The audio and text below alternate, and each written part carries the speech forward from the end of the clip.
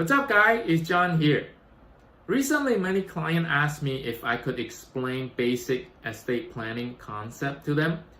When do they need one? And what should they do when they need an estate attorney? I decided to make a video to go over the basic of the estate planning and what an estate plan includes. Make sure to watch the whole video so you know what question to ask when you meet an estate planning attorney. So basically, there are 3 reasons why you engage in estate planning. The first one is to control where your minor children and your asset go when you pass. The second reason is to minimize the amount of asset that will pass through the probate process. The third reason is to minimize potential estate and income taxes.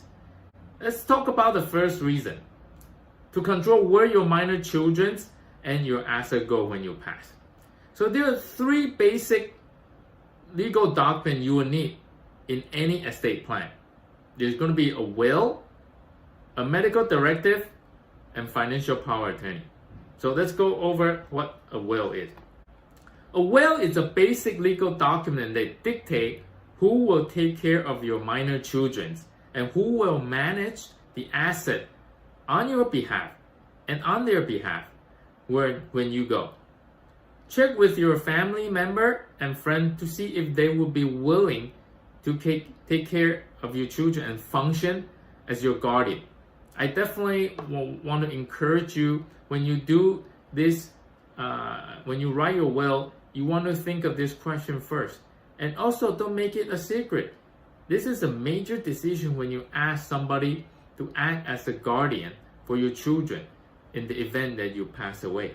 It is a big thing. It's not supposed to be a secret. You should bring this topic up and talk to the friend or relative that you have it in mind and have a real serious discussion and make sure they're on board with it. So you want to think through this first and talk to the person. The second thing you need to do is you also need to think about who will manage the assets.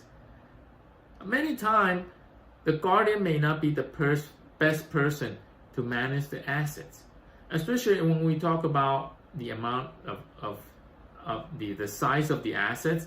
The bigger it is, the more complicated it is. So some of the typical choice could include the estate planning attorney or the CPA or some of your friends and relatives who are very experienced in managing money. In some cases, you can also talk to a financial advisor or trust company. So these are the people who manage assets every day and they will have no problem managing the asset in the event that comes. The second basic document is a financial power of attorney.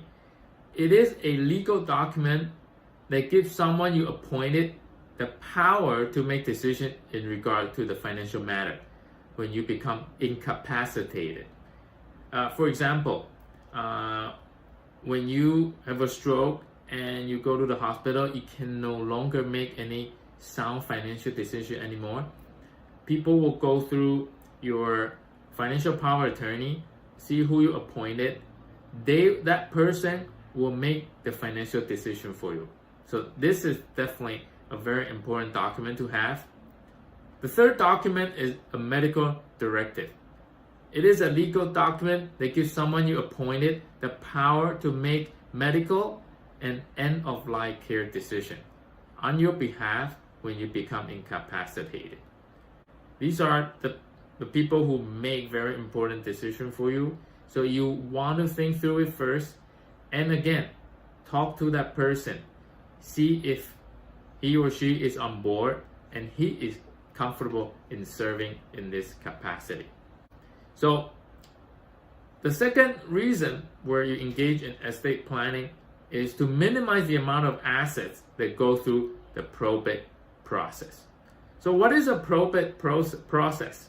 It includes it's a process that makes sure that the will is valid, and it is also a process that identifies the deceased person's property. And it also has the responsibility to pay off any outstanding debt and taxes, and also include distributing the asset according to the will. So there's two major downsides when your asset has to go through this probate process. First, it is a public information, so anyone can find out what asset you own. So think of it if you are comfortable with this. The second downside is it is expensive. It often costs upward of $30,000. So the more asset you have, the more property you have, the longer the probate process will take, and the more cost it will be involved. So how do you minimize the amount of asset that must go through the probate process? First, you could designate beneficiary for your retirement account, such as 401k, IRA. When you designate beneficiary, it will just automatically go to them in the event that you pass away. The second thing is when you have insurance policy, make sure to designate beneficiary as well, so that the insurance company will pay out the proceeds to your beneficiary directly. It avoids the probate. Same thing for annuities, bank account, and your investment account. Think through when is the last time you fill out the beneficiary form. Make sure they're still appropriate. I'll encourage you to review the beneficiary designation now and when you are about to do your estate plan. The second way to avoid the probate is to use a revocable trust. It is a trust that allows you privacy and allow your heir to get their inheritance right away. All right? This kind of document, your estate planning attorney will definitely set up, and they will understand what asset you have, and they will go through a checklist to see if this is appropriate for you. The third reason why you engage in estate planning is to minimize potential estate and income tax. So most people will not be subject to federal estate tax due to there's a high exemption amount. For year 2020, the exemption amount is $11.58 million per person. So if you're a married couple, your estate tax exemption is going to be $23.16 million. So for majority of the people, you will not be subject to federal estate tax. But many states, they do impose inheritance tax. And the exemption amount is much lower. Usually it's at around $1 million threshold. So you definitely, when you meet with your estate planning attorney, you definitely want to look into this to see if you need to do something or a certain technique in order to minimize your state inheritance tax. And there are many advanced techniques. Even if you're subject to federal estate tax, there's several advanced techniques where you can use trust and life insurance policy to minimize the federal estate tax, which is beyond the scope of this video. If there are enough people who want to know about this, I could definitely make another video about this, but I'm not going to talk about it here. So I definitely recommend meeting with an estate planning attorney and start putting down a list. It's kind of like an inventory list of what you own, what other property. I also put down the account number. If you go through your bank account, investment account, put down the account number, the password, and because when you meet with an estate attorney, these are the type of thing that he or she needs to know, and they need to assess what's the most appropriate technique or things that he needs to do in order to protect and do a sound estate plan. Okay, I hope you find this video valuable. I would like to hear from you as well. Comment below.